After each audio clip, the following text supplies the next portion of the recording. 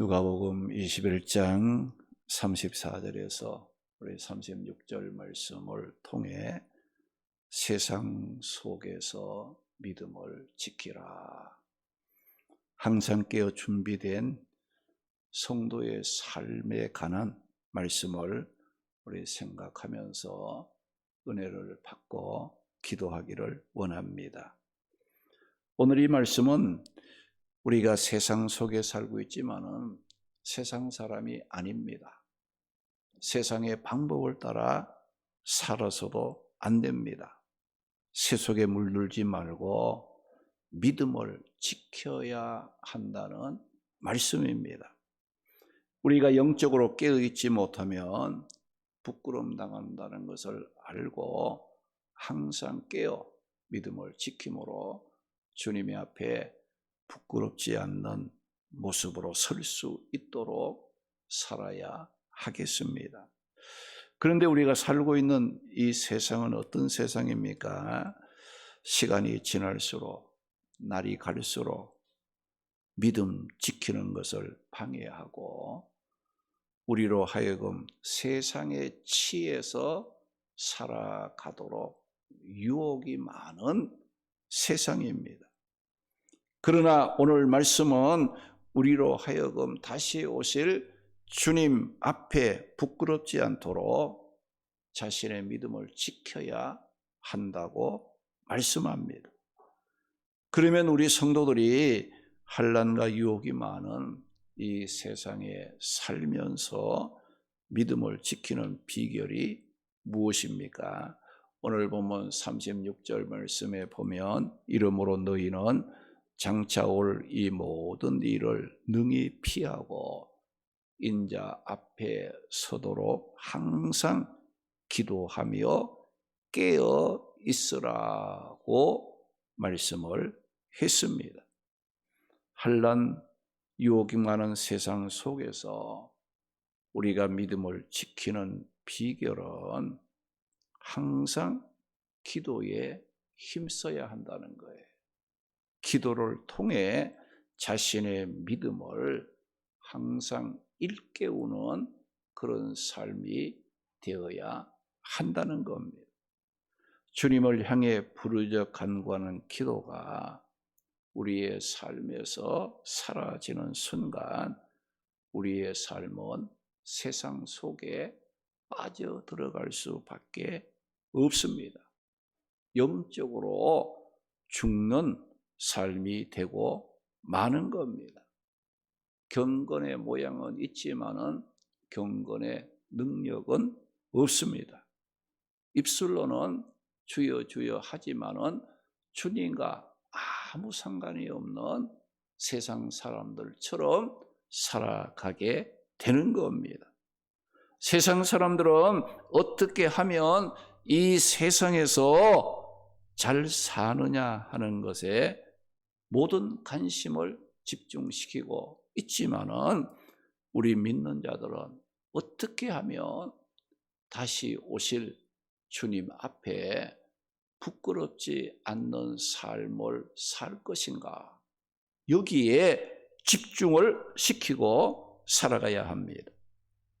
믿는 자들의 삶은 분명 세상 사람들과 달라야 합니다. 그렇게 해야 하는 이유가 어디에 있습니까? 고린도후서 5장 9절 10절 보게 되면 우리는 이 땅에 사는 동안 몸으로 주를 기쁘시게 하는 자 되기를 힘써야 한다고 했어요. 왜 그렇게 해야 되느냐? 우리는 반드시 그리스도의 심판대 앞에 서서 우리 각 사람이 자기 몸으로 선악간에 행한 모든 일에 대하여 심판을 받기 때문이라고 말씀을 하고 있습니다. 그러므로 우리의 삶은, 구원받은 우리 성도의 삶은 그저 살았다, 내가 몇 년 동안 살았다는 것으로 끝나는 인생이 되지 말아야 합니다. 우리의 삶에 대한 하나님의 심판이기 때문에 우리의 삶의 초점은 항상 주님의 앞에 설 때에 나는 어떤 모습으로 설 것인가를 생각하면서 살아야 합니다. 그래서 우리는 어떤 결심을 합니까? 주님의 뜻대로 살겠습니다. 믿음으로 살겠습니다. 맡은 사명에 충성하며 헌신하겠습니다. 결심을 합니다. 그러나 이 세상은 우리가 결심한 대로 살아가도록 가만히 보고만 있는 세상이 아니라는 거예요. 주님의 재림이 가까울수록 우리는 어때요? 믿음으로 살기가 힘들다는 거예요. 오늘 이 말씀에 예수님께서 마지막 때의 사람들이 무엇으로 인해 그 마음이 둔하여진다고 조심하라고 말씀합니까? 오늘 34절 말씀 보니까 너희는 스스로 조심하라.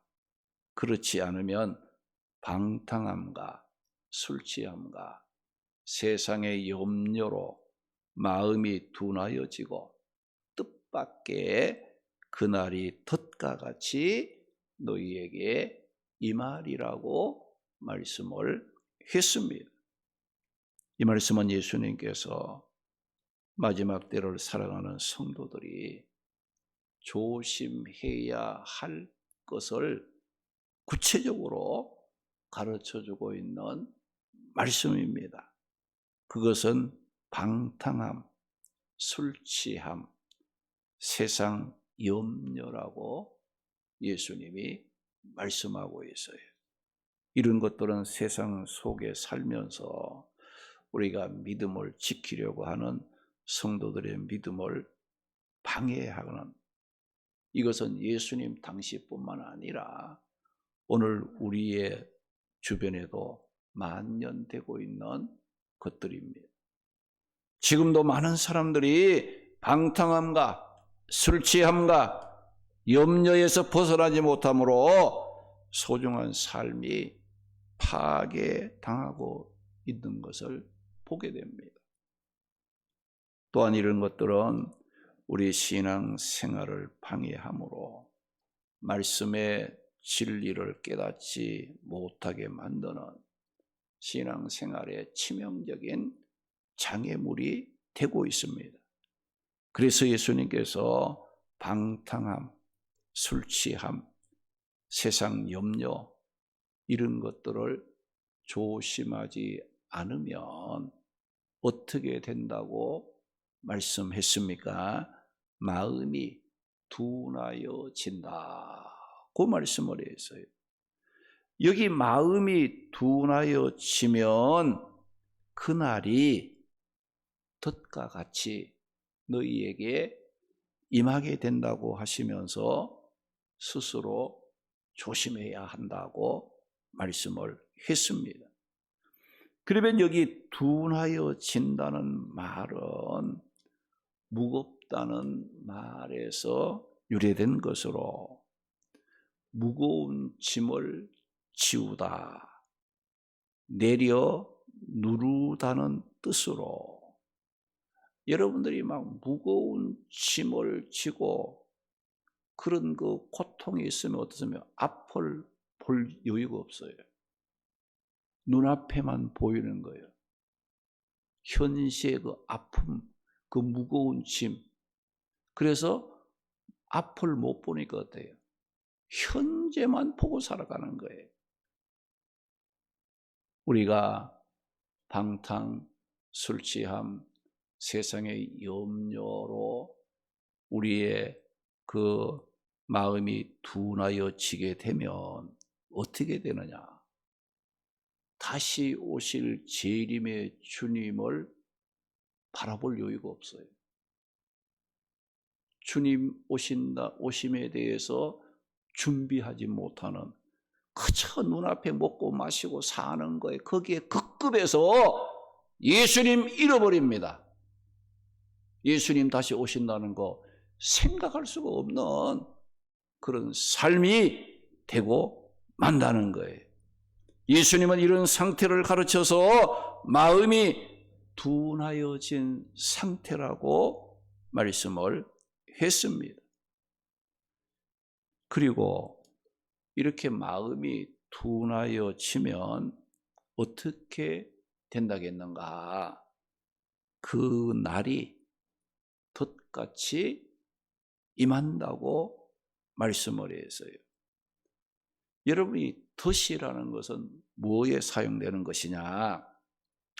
이 동물을 짐승을 잡기 위해서 그 짐승이 잘 다니는 길에 이제 놓는 거죠. 그런데 이 짐승들이 조심하지 않는 순간에 갑자기 어떻게 됩니까?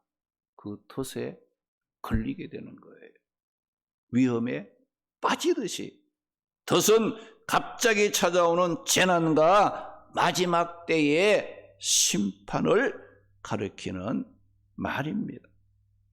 우리 성도들이 세상 속에서 방탕함이 많고 술 취하고 세상 염려, 근심, 걱정으로 가득한 이 세상에 살아가면서 정신을 차려 믿음을 지키기를 노력하지 않고 방탕과 술 취함과 세상 염려에 빠지며 심판의 덫, 죽음의 덫으로 그 삶이 불행하게 된다는 것을 말씀하는 겁니다. 그러므로 우리는 말씀과 기도로 자신의 영적 상태를 점검하고 깨어 있으므로 언제 주님 다시 오시는지 기쁨으로 맞이할 수 있도록 믿음을 지키는 삶을 살아야 합니다. 그러면 우리의 믿음의 생활을 방해하는 방탕과 술 취함과 생활의 염려를 능히 피하고 재림의 주님의 앞에 부끄러움 없이 서기 위해서 우리가 힘써야 할 일이 무엇이라고 말씀합니까? 36절 말씀 보니까 이러므로 너희는 장차 올 이 모든 일을 능히 피하고 인자 앞에 서도록 항상 기도하며 깨어 있으라고 말씀을 합니다. 우리가 불신 세상 속에서 믿음을 지키면서 그리스도의 재림을 기다리는 성도의 자세는 항상 기도하는 자세로 깨어 있어야 한다는 것을 말씀하고 있습니다. 방탕함, 술 취함, 생활의 염려로 여러분 믿음 지키기 힘든 세상 속에 살면서 우리가 믿음을 지키고 주님 앞에 부끄러움 없이 설 수 있는 비결이 뭐냐? 항상 기도에 힘써야 된다. 그 말씀을 하고 있어요.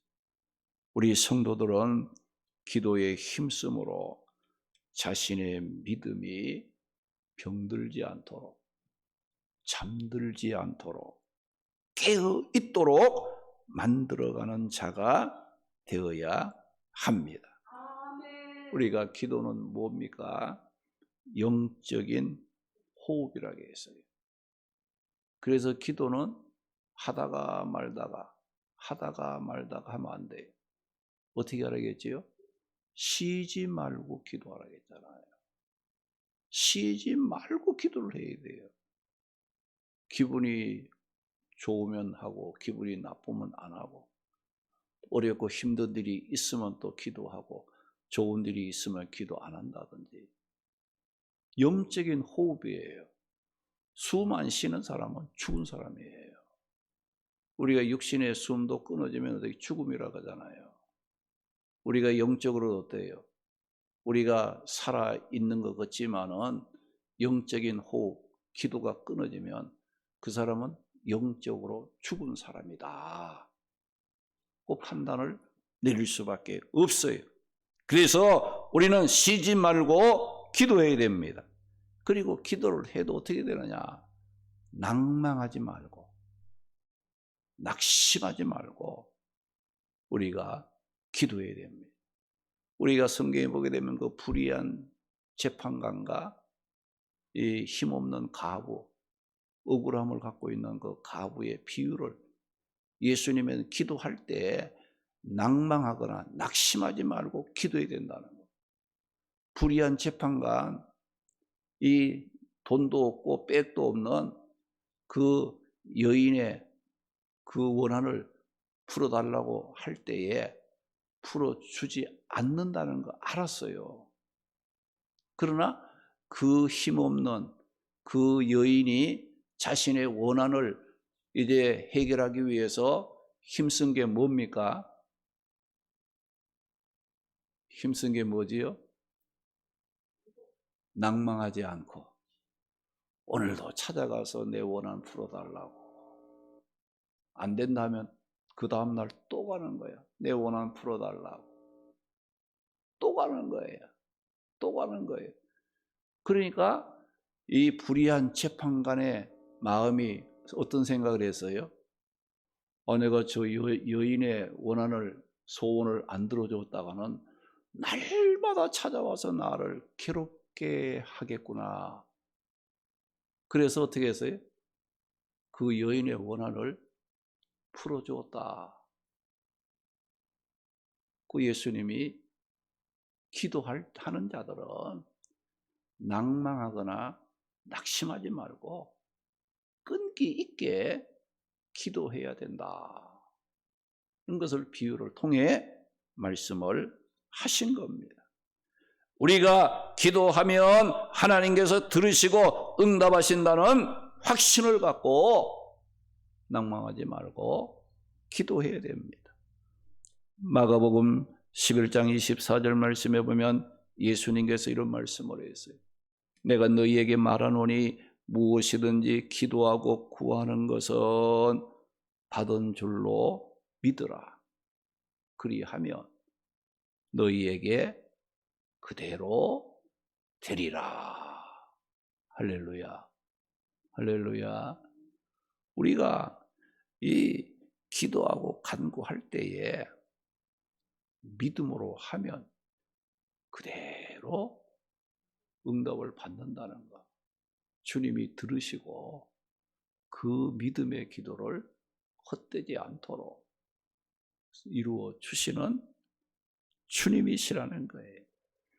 기도하는 자는 하나님과의 관계를 늘 지속시켜 나아갈 수 있기 때문에 방탕함, 술 취함, 염려가 많은 이 세상 속에서도 믿음을 지킬 수 있는 힘을 얻게 되는 겁니다. 우리가 성경에 보게 되면 주님이 재림하신다는 말씀이 여러 군데 나오잖아요. 그런데 예수님이 재림하신다는 말씀을 많이 했지만 그 예수님의 재림이 어느 때에 어디에 오신다는 것은 일러주지 않았어요. 그 이유가 무엇입니까? 항상 깨어서 준비하게 하시기 위해서. 여러분, 예수님이 언제 온다 시기와 장소를 성경이 밝혔으면 어떻게 하겠어요? 그때 가서 예수 믿고 엉뚱한 짓 하다가 그때 가서 예수 믿고 정신 차려서 이렇게 할 수도 있잖아요. 그런데 예수님 재림하신다고 말씀은 했지만은 그 시기와 그 때에 대해서는 밝히지 않았어요. 왜 그랬을까요? 우리 믿음을 가진 자들이 항상 깨어서 기도하며 주님 오심에 대한 준비하라고 그것을 밝히지 않으셨다는 거예요. 우리는 세상 속에 살고 있지만은 방탕과 술 취함과 생활의 염려를 물리치고 기도에 힘써 믿음을 지킴으로 부끄러움 없는 삶을 살아야 하겠습니다. 사랑하는 성도 여러분, 하나님은 우리 성도들이 방탕과 술 취함과 염려가 많은 세상 속에 살고 있지만 기도에 힘쓰므로 믿음 지키는 삶을 살기를 원하십니다. 우리 모두 항상 기도에 힘써 영적으로 깨어 믿음을 지킴으로 언제 주님 오시든지 기쁨으로 맞이할 수 있는 축복된 성도들이 되시기를 주님의 이름으로 축원합니다. 할렐루야.